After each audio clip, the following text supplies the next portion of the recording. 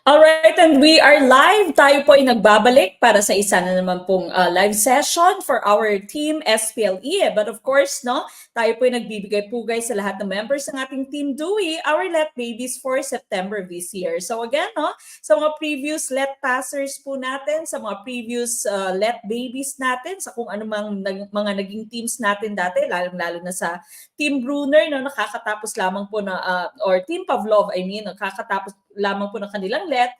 Of course, good afternoon at sana po ay matulungan niyo po kaming i-like, love, and of course, i-share po itong ating video para po makapag-invite pa po tayo ng iba pang magiging bagong members natin for September let, and that of course is going to be for Team Dewey. And of course, you can see on your screen right now, arangkada na po ang Team Dewey, our let September babies for this year, no? And that's going to be starting on April 15th. Okay, and of course, Team CSE naman po for August 2024, ongoing din po yung ating pa-membership. If you'd want to avail our full online review, no, our review for the civil service examinations for August of this year, kasama niyo po dyan sina Coach Georgina, si Coach Toto, si Coach June, and of course me, no, Coach Mac. Just send a message to this Facebook page so that you can join us, okay? But again, no, today's discussion or this afternoon's discussion is for SPLE June of 2024. These are going to be our let takers dyan po sa Singapore, sa Middle East, sa Central Asia, and sa iba't iba pang bahagi ng mundo na meron pong SPLE. Okay, so if you'll be taking naman po the let, no, as part of the SPLE for June of this year, send a message still to this Facebook page so that you can join us. What are some advantages of becoming members of Team Gurong Pinoy? You can join our online quizzes. Of course, you can watch the full-length video, and of course, you can download all our files. Okay, so today we will be discussing professional education. This is social dimensions and principles of teaching. Like, love, and share our video. Again, share our video so that we can reach out to more people. And of course, binabati ko lahat ng mga nandito ngayon sa ating comment box, no? Si Ma'am MJ Vane. Hello, Coach. Waiting for the results sa May. Gurong Pinoy is an excellent review center. They made my review convenient. Maraming salamat po. Still watching, that's coming from Ma'am Maritas Pana, part of our team SPLE. Nandiyan po siya sa Kuwait, na? So, good morning pa rin po sa mga team Middle East natin. Okay, good afternoon, Coach Mac. That's coming from Ma'am Farmia, Ma'am Malamping, good afternoon po. Ma'am Net Magnawa, good afternoon. Ma'am Mary Rose Mendoza, ganun din po. Good afternoon po sa inyong lahat. Again, this is for our team SPLE. Binabati ko din, of course, no, si Sir Richard Navarro Batinga, or Batinga, no? Again, kindly like, love, and share po. Pakitulungan po kaming i-share yung ating video so that we can reach out to more people. And of course, no, bago po tayo umarangkada sa ating SPLE discussion for your Prof Ed, social dimensions, and principles of teaching, let us all have our opening prayer, no? Umaga, gabi man, hapon man, madaling araw man, yung ating live session, we'd always have to ask for the guidance of our Lord. Okay? So samahan niyo po ako, mga kaguro, para sa ating opening prayer for this session.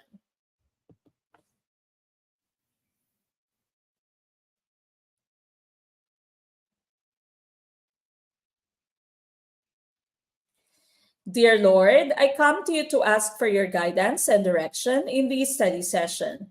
I ask that the Holy Spirit fill me with strength, creativity, and understanding to get through my studies without difficulty or sin. Help me hold my focus and attention. Help me to retain all that I learned. Please make my mind sharp and keep distractions at bay. If any part of my studying is weak or lacking in some way, let it be revealed so that I may correct it. Thank you for this opportunity to learn. Amen.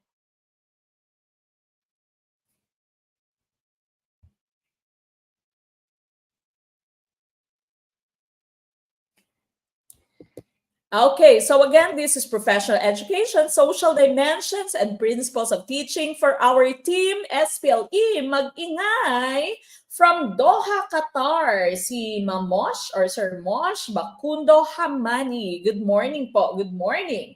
Okay, good afternoon sa lahat ng mga nanonood sa atin dito po sa ating Facebook page. Sir John Revo, Sir Jason Parayno, Ma'am Ali May, Padilla Afable na nagtagpo sa kanyang friend na si Ma'am Irich May. Good afternoon, Ma'am Max.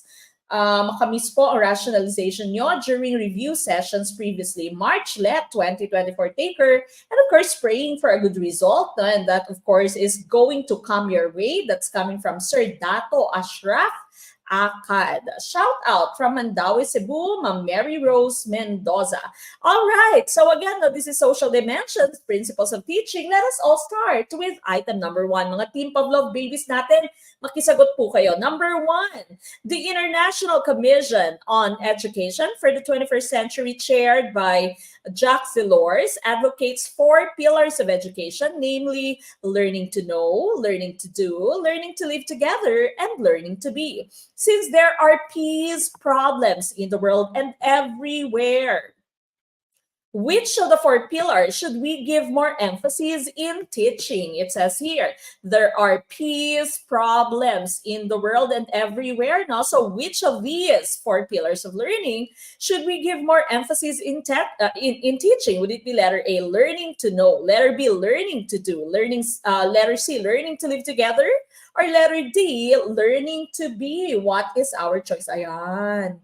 Ang yayabang ng Team Pavlov, yung mga kakakuha lamang po ng ating licensure exam, no? Fresh na fresh pa yung kanilang mga konsepto. Good afternoon, Coach Mac. Waiting and manifesting for the result of March 2024. That's coming from Sir John Chenric de la Cruz. Future LPT dito sa Gurong Pinoy, of course. No? Letter C, ang nakikita kong choice niyo for number 1.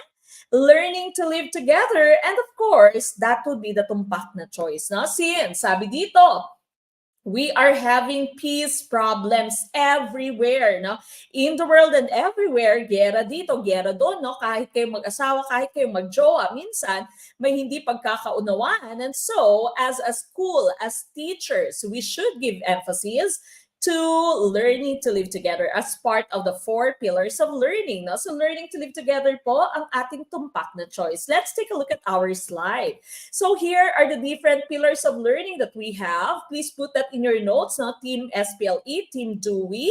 Watch the 4 pillars of learning or the pillars of learning na video ng Gurong Pinoy dyan po sa ating YouTube channel. No? Pillars of Learning by Gurong Pinoy dyan po sa ating YouTube channel. Okay, so here you have the 4 different pillars of learning. Okay, so una-una, learn to live together. Ito po yung ating hinahanap kanina, no? This would include conflict resolution. Yan yung pinaka hinahanap kanina sa ating pong tanong. Communications, cultural sensitivity, multilingualism ay nandyan din po. Okay, so that's learning to live together.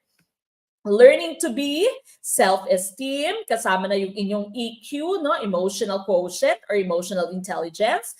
Your critical thinking even is there, and cultural awareness. So kumbaga, samut-sari na po ito, no? Kompletos ricados itong iyong learning to be. Remember, when you say learning to be, you have to be the best version of yourself. No? This is your 2.0 version of yourself. Okay? So, andyan na lahat, no? Hindi lamang cognitive, meron ka ng psychomotor, meron ka din, of course, values, diba? So, learning to be is becoming the best version of yourself. Learning to do naman, this would pertain to the skills, no? Capacity, your competencies would all be under your learning to do. Ability to apply knowledge, okay? Application of knowledge, of learning, that would all be part, or those would all be part of learning to do. Your skills, competence, no? Psychomotor, ito pong ating learning to do. And of course, learning to learn, this is your cognitive level, no? So solid academic base, academic, comprehension is here, ability to research and analyze are also here, okay? So that's learning to learn. No? So kumbaga, if you try to summarize all this, learning to learn is the brain, learning to do, that's pertaining to your psychomotor skills, no? Your capacity, your competence.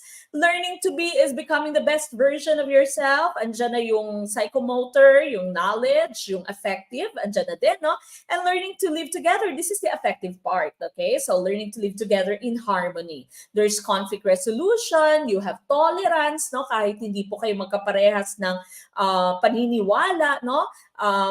Team Yeri ka? Tama ba? Team Yeri. At yung isa naman po ay Team Hanson He, no? Hanson He, tama ba? I hope tama yung aking mga pangalan ng inyong K-artist, no? So kahit na magkaiba kayo ng pinaniniwalaan at pinapanigan, no? Ay hindi kayo nagsasabunutan. That's learning to live together. At ito po yung ating hinahanap kanina. Now, actually, there is a fifth pillar, no? Yung fifth pillar po natin is learning to transform. Kaya lang, yung fifth pillar, which is learning to transform, is not talking about the learner or the person, but it's talking about the curriculum. Kumbaga, kung merong pagbabago sa ating society, gaya nung nangyari during the pandemic, the curriculum should be able to transform para ma-accommodate yung needs ng ating mga students. Okay? So the fifth pillar of learning is learning to transform pertaining to your curriculum, being able to be flexible, okay, to be adaptive, no, whenever there are changes in the needs of our society, okay? But again, for number one, tumpak na choice is letter C. We go to item number 2. Which pillar of learning, ito na, is aimed at the holistic development of man and his complete fulfillment? Letter A, learning to know. Letter B, learning to do. Letter C, learning to live together. Or letter D, learning to be. What is our choice? Manifesting September 2024, Pastor Sir Nino Warren Canoy. Okay? Sali po kayo sa Team Dewey if you are still not part of Team Dewey. March 2024, si Ma'am Ali, 2024 taker, no? Manifesting positive result. That's coming from Ma'am Ali May Padilla Afable. Okay, letter D. Sana naman klaro yung aking kaninang pagkaka-explain, no? I hope klaro, and I know klaro, no? Kaya nakikita kong choice niyo ay letter D. Learning to be, and ang tumpak na choice po natin dito is learning to be, no? As I've mentioned, this is becoming the best version of yourself, no? Becoming your 2.0, 3.0, 4.0 version, no? So, ito na yung pinakamagandang, kumbaga, version ng inyong self, okay? So, learning to be ang ating pong tumpak na choice here. Okay, number 3. This is talking about Bloom's Taxonomy. In Bloom's Taxonomy of educational objectives, the domains are stated from lowest to highest level. Which of the following objectives belongs to the lowest level? Would it be letter A, to identify the characters of the story? Letter B, to differentiate active from passive voice? Letter C, to give the available resources that could be recycled to useful things? Letter D, to explain the procedure in changing improper fraction to mixed number? Which one is your choice? Okay, I see letter A. Sabi ni Ma'am Tess, ni Sir Ray, Team SPLE members. Letter A daw po ang tumpak na choice. Tama kaya ang letter A? Meron pa rin mga nagmumulto. Meron ako nakikita mga Facebook users. Sir Jap says, letter A. Ma'am Hazel Joy, letter A. Ma'am Farmia, letter A. Okay, for number 3, lowest level, of course, is letter A. Tama po yan, no? Identification, naming, no? These are parts of the verbs that you can use for the lowest level, which of course is knowledge or identifying or recalling level, recall, okay? So here are the different levels of your Bloom's Taxonomy. This is the newer version, no? So according to Anderson po ito.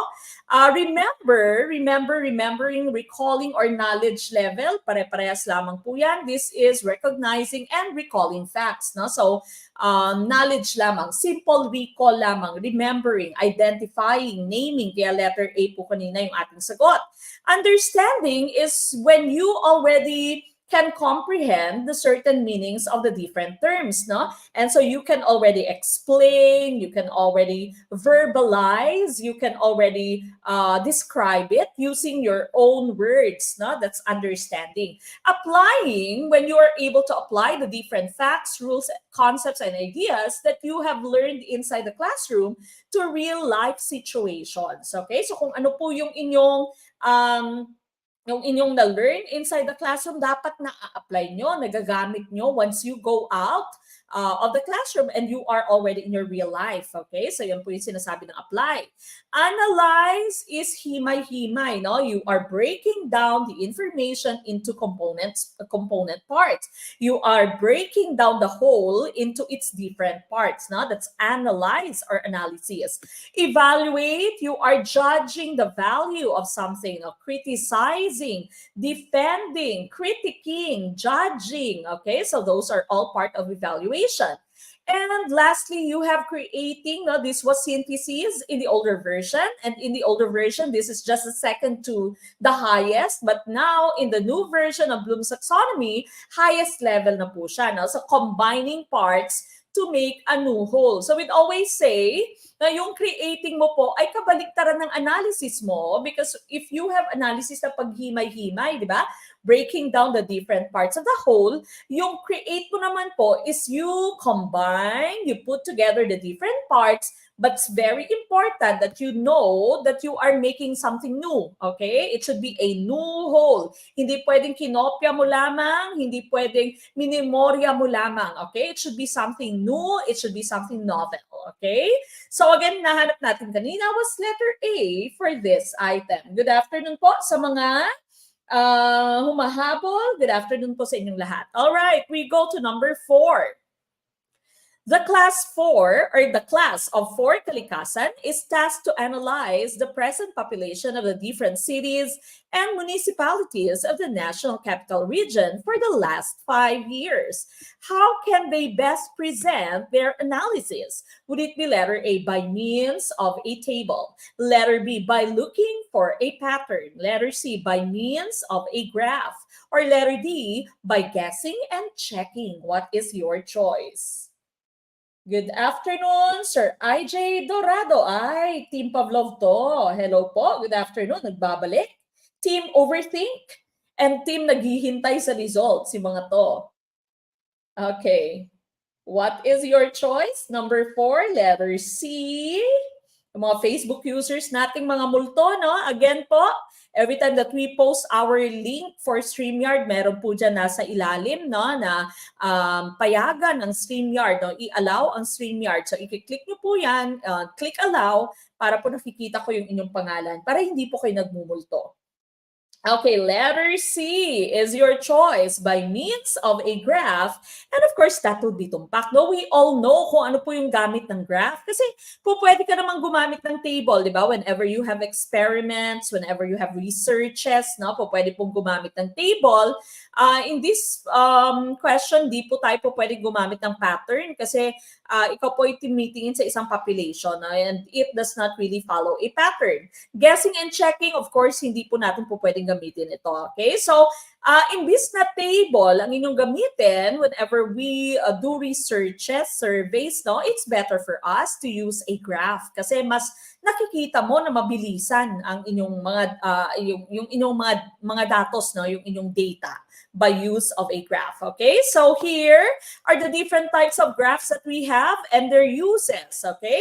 Ang bar graph mo po, of course, as you can see, meron ka mga bars dyan. No? Po pwedeng ganito, vertical, po pwede namang horizontal yung graphs mo. Okay? Or yung bars mo, I mean. And this one is used if you have different choices. Okay? Different choices, different categories, different genre. Usually, no, for example, you are asking a group of students kung ano yung paborito nilang genre of music or ano yung paborito nilang types of movies. Okay, so you would be using your bar graphs for that. Ang line graph mo, this would show changes or trends. Okay, so maaaring gamitan niya kanina, no, yung ating example, pwedeng gamitin po yung inyong line graph because it would show the changes over a period of 5 years, diba? Kasi 5 years yung kanina. So you can use your line graph to show changes or trends. Your histogram is used to show the relationship between variables. Okay, may relationship ba yung variable na to with another variable? Okay, so that's your histogram. No? So para lang siyang bar graph na walang spaces between. And of course, you have your pie chart or sometimes this is also called your circle graph. At ito po ay ginagamit to show the relationship of a part to the whole. Okay? So usually, yung mga tanungan dyan sa pie chart mo, paano mo ginagastos yung inyong monthly allowance? Okay? Or how would you spend the 24 hours in one day? No? Kasama na yung gabi, of course. Now, how would you spend it?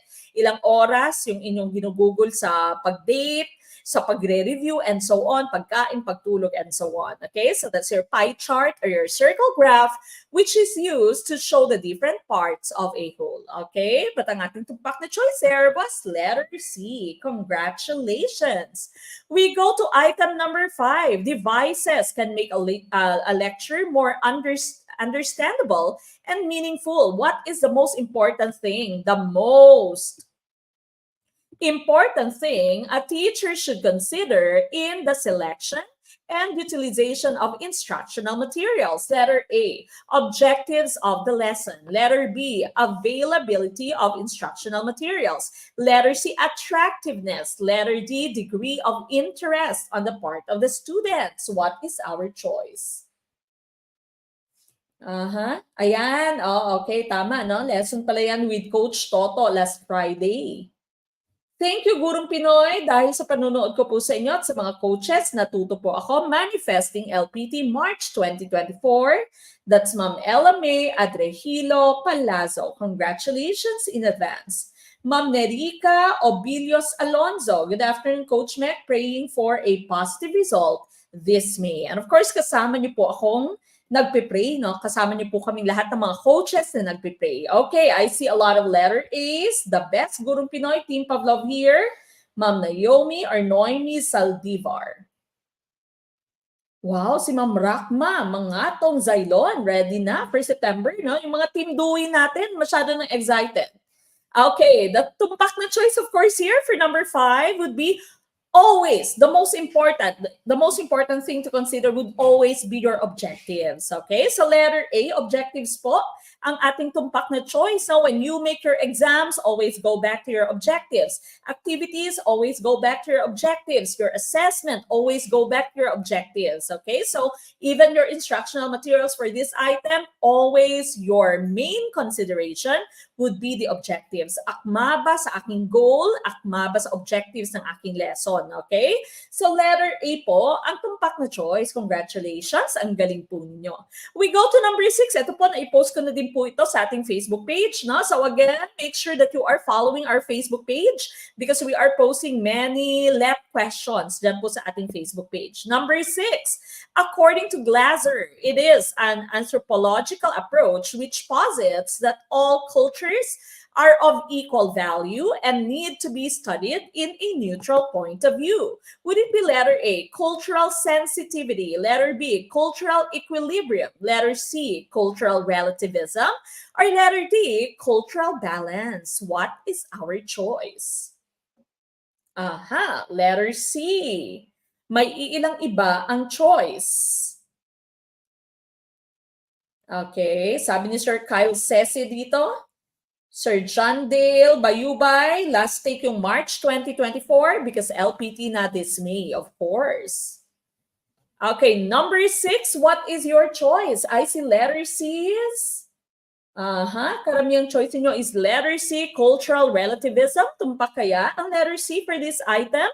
Number 6, tumpak na choice na again as I've mentioned sa mga followers po ng ating Facebook page, marahil nakita nyo na po yung question na to sa ating page, no? And this, of course, is letter C. Tama po yung letter C, cultural relativism. Now, sasabi dito, if you are going to study cultures, okay, you should have in mind na dapat pare-parehas, equal ang value ng kada kultura. Walang ibang kultura na mas nakakaangat, mas nakakahigit kaysa sa ibang kultura. And of course, you should come from a neutral point of view. Dapat wala kang bias, okay? So, kunwari, no, sa mga kapatid nating mga Muslim, assalamualaikum po sa inyong lahat, no? Marami tayong mga kapatid na Muslim dito po sa Gurong Pinoy. Of course, if you are if say for example, no, I will have a study of the different beliefs of our Muslim brothers and sisters. Of course, hindi ako Muslim, no? But I should not have any bias. Dapat neutral yung point of view ko, no? Hindi ko iisipin na, ay, ano ba yung mga Muslim? Ba't ang dami nilang asawa? Ba't sila nag-aasawa na marami? Bakit sila polygamous, no? Eh, kami mga Kristiyano, mas maganda yung aming kultura kasi monogamous kami, no? Wala kaming maraming asawa. Bawal sa amin yung maraming asawa. It's a mortal sin, for example, no? So sabi dito ni Glaser, when you say cultural relativism, dapat neutral ang inyong point of view, neutral ang inyong pananaw sa buhay kung ikaw ay magsa-study ng isang kultura. Kasi kapag iba ang paniniwala ng kulturang yan at hindi neutral ang inyong paningin, no? Ang inyong pananaw, hindi neutral ang inyong approach, then your study, no, your research is going to be invalid. Kasi nga meron ka ng bias, okay? Meron kang bias, no? Subjective ka imbis na objective, okay? So that's cultural relativism for you, no? One man's meat might be another man's poison. No? Yung isang bagay na maganda sa isang kultura might be isang bagay na bawal sa isang kultura, okay? But we have to all be neutral whenever we are looking at the different cultures, especially now that we already advocate inclusivity, di ba? Everyone is included, wala nang misfit, no? We all believe in multiculturalism, okay? So letter C po ang ating tumpak na choice. All right, we go to item number 7. To ensure the lesson will go smoothly, teacher A listed down the steps she will undertake together with those of her students. This practice relates to letter A, teaching style, letter B, teaching method, letter C, teaching strategy, or letter D, teaching technique. What is our choice? Okay. Sabi ni Ma'am Mary Rose Pabalay, hello Ma'am Mek, nakakamiss po Gurong Pinoy, Team Pavlov, Section A. Waiting for result, LPT na in May 2024.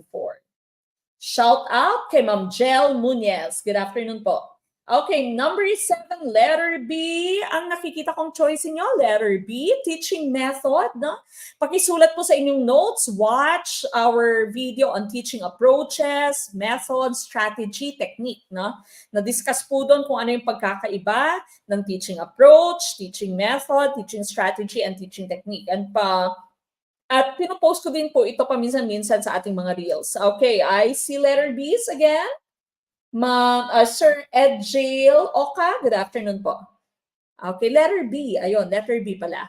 Karamihang choice niyo ay letter B. Sabi dito, to ensure the lesson will go smoothly, teacher A listed down the steps she will undertake together with those of her students. So nakalista kung anong gagawin niya. No? So motivation, and then, or review muna, checking of assignment, and motivation, then presentation of the lesson, no? Then activity proper, then checking, etc., etc. Okay, so this practice is, tumpak na choice here is teaching method. Tama po yung teaching method, no? This is a set of orderly, logically arranged steps in teaching. No? So yung kaninang sinabi kong example, no? So nag-start ka ng review, checking ng kanilang homework, then presentation of your new topic, etc. Okay, so set of order, no? It's a method. It's a method. Teaching method. Now, what about teaching strategy? Lahat po actually ng mga terms dito ay konektado. Okay? So lahat po sila, kaya nga sila nako-confuse, no? Kasi konektado po silang lahat. Yung teaching strategy po, this is your mode of operation to achieve a goal. Kunwari, no? Yung inyong goal is to teach, no? Your objective is for your students to know how to add dissimilar fractions, okay? And your teaching strategy is, say, a group work, or peer teaching, or carousel, or you are going to have some tactile material. So kumbaga, teaching strategy mo, ito na yung mga pa-activities mo. Ano yung gagawin mo? Ano yung magiging activities? Ano yung gagawin ng estudyante para ma-reach nila yung goal, no? Para ma-reach nila, ma-hit nila yung objective. Okay? So teaching strategy yung pinaka-activities mo inside the classroom. What activities are you going to use, no? And as a teacher, we should have varied activities dahil, di ba nga, meron tayong individual different differences. No? So dapat pa iba-iba din yung ating strategies para hindi boring yung ating klase. Okay? So that's teaching strategy for you. Your letters A and B, parehas po yan. Teaching style, teaching technique. This is a teacher's personal style or trick, no, that can be taught to another. Kunwari, ikaw ay mentor na, no? Ikaw ay nasa mas mataas ka na, ba? Proficient ka na teacher, for example, no? At ikaw ay tinanong ng isang novice teacher, beginning teacher, no? Paano mo chine-check yung attendance mo? Or paano mo pinapalabas yung mga estudyante mo when you go to another place, say the gym, to the lab, no? Ano yung technique mo, okay? Ano yung style mo? So, kumbaga, when you say teaching technique, this is the personal style of the teacher. And this is a trick na po pwede na niyang ituro sa iba pang mga guro. Okay? So sana po klaro, teaching method, ito yung step by step, kung ano talaga yung gagawin mo inside the classroom, ito yung nililista mo, no? Yung mga semi-detailed na mga lesson plan mo, for example, no? Yung mga kumbaga outline lang ng kung anong gagawin mo. Teaching strategy, ito yung papagawa mo sa estudyante mo. Activities so that you can hit your objectives or the students can hit their objectives. Teaching style or teaching technique, this is your personal style na of doing things. And you can also teach these tricks to other teachers. Okay? So letter B po ang ating tumpak na choice. We go to number 8. Teaching tinikling to one maliksi becomes possible through the use of. Okay? So ito na yung mga strategies na yung gagamitin or methods na yung gagamitin. Letter A, inductive method. Letter B, expository method. Letter C, demonstration. Or letter D, laboratory method. What is our choice? And sabi ni Ma'am Mary Rose Pabalay, enroll na po kayo sa Gurong Pinoy kasi napakagaling ng mga coaches. Lumabas sa LET ang mga review nila. Okay, maraming salamat po. Kailan po mag-start ang review ng Team Dewey? Next month po ay mag-uumpisa na tayo. April 14 is going to be our orientation followed by our refresher. Okay, sa refresher na po tayo. And then of course, no, meron po tayong 20,000 pesos worth of prizes for our diagnostic test top-notcher. And so dapat member na kayo ng Team Dewey when we give our diagnostic test para kung sakali man po mag-top, meron pong 20,000 worth of prizes. Okay, number 8, ICCs. No? So again, for today's discussion, this is for our team SPLE, no? Yung mga magtitake po ng kanilang LET, dyan sa Middle East, Central Asia, dyan sa Singapore. No? So if you will be taking the LET as part of the SPLE in June, Singapore, Middle East, and other parts of the world, no? Send a message to this Facebook page so that you can watch the full-length video, you can download our files, and of course, so that you can join our online quiz. How to join Team Dewey? Send a message po to this Facebook page. Meron po tayong admin na sasagot po ng inyong questions. Okay, letter C for number 8. And that, of course, is tumpak. No? We all know how demonstrations would happen, di ba? So, you will be teaching a performance, di ba? A dance, okay? So, you'll be teaching tinikling, no? So, una-una, of course, hindi po pwedeng explanation lang yung gagawin mo. Hindi po pwedeng theories, no? Yung gagawin mo. Examples lamang, no? Ang pinakamagandang gawin mo is you demonstrate. Ipakita mo sa kanila kung paano ginagawa, no? This is how you do the sway balance, or this is how you point your toes, for example, properly, no? So that they'll see and then they can follow, okay? So that's your demonstration method, and that would be tumpak. Good afternoon from Abu Dhabi. That's Ma'am Gemma Cinco. Good afternoon po. Okay, now what about the rest of your choices here? Ang inductive method mo po, this is also called your bottom-up method. No? So when you say inductive, you start by giving the different examples and you ask the students to make their generalizations. Okay, so that's inductive, bottom-up, no, bottom-up from the examples, then they make theories or they make generalizations. The opposite will be deductive. Yung deductive mo po, you start with generalizations and you ask students to make their examples. No? So top-down approach naman siya. Top-down from generalizations or theories to to the different examples. Expository method, other terms for this would be direct instruction, didactic, or explanation method. No? Expository mo, by being direct instruction method, ito po ay teacher-centered. No? So, kumbaga, traditional method po ito. Si teacher yung turo ng turo, si teacher yung explain ng explain, no? Didactic approach. Kasi si teacher yung mas nakakaalam ng topic, at there is very limited time, no? Ang goal niya ay matapos lahat ng topics. Katulad dito sa pagre-review, this is actually expository method. Okay? So direct instruction siya. Explanation, yung ginagawa ng inyong mga coaches. No? Wala naman tayong pa-demo dito or lab dito. Okay, and of course, letter D, laboratory. This is a method that uses your scientific method. And of course, also your problem solving. Okay, so that's the lab method, usually used in science. No? Sa science, usually yung lab method nyo. But then of course, letter C po, ang tumpak na choice for this item. Number 9, a child born in the Philippines but was brought to the United States after birth develops traits and learned behavior patterns characteristic of Americans. This shows that cultures are blank. Would it be letter A, shared by a group of people, letter B, learned, letter C, cumulative, or letter D, dynamic? What is our choice? Good afternoon, watching from Tagum, Davao del Norte, si Sir or Ma'am Dongdong. Sir Dongdong, hello po, good afternoon. Okay, number 9, ICBs. Letter B kaya ang tumpak na choice? Okay, a child born in the Philippines, no, ito po ay parang yung anak ko. Okay, my daughter, no, si Rain, parang ganito. She was born in the Philippines, and then when she was a little more than 2 years old, she went to the US. Okay, and so she developed some traits, some learned behavior patterns na characteristics ng mga Amerikano, no. So hindi siya masyadong kumakain ng rice, and of course she's very vocal, she's no filter, no. So ganyan yung iba niyang mga characteristics. Okay, so this shows that cultures are what, no? And of course, your choices here, lahat po ng choices natin dito ay pasok naman sa characteristics ng ating kultura. Pero babalikan po lagi natin yung ating question, no? So sa Prof Ed po kasi, maaring lahat ng inyong choices tama siya. These are all characteristics of your cultures. Pero ano ba yung tinatanong sa atin ng ating question? Okay, what is a question trying to ask, no? So ayan na.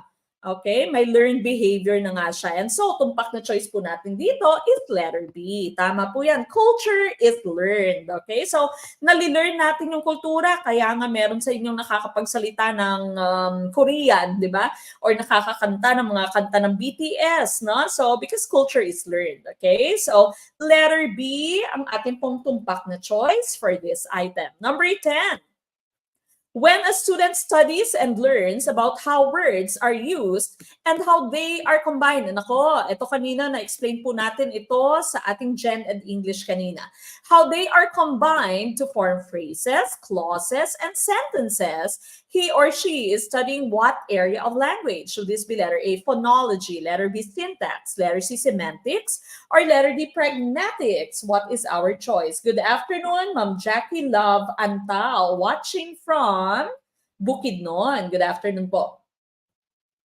Okay, number 10, ICBs.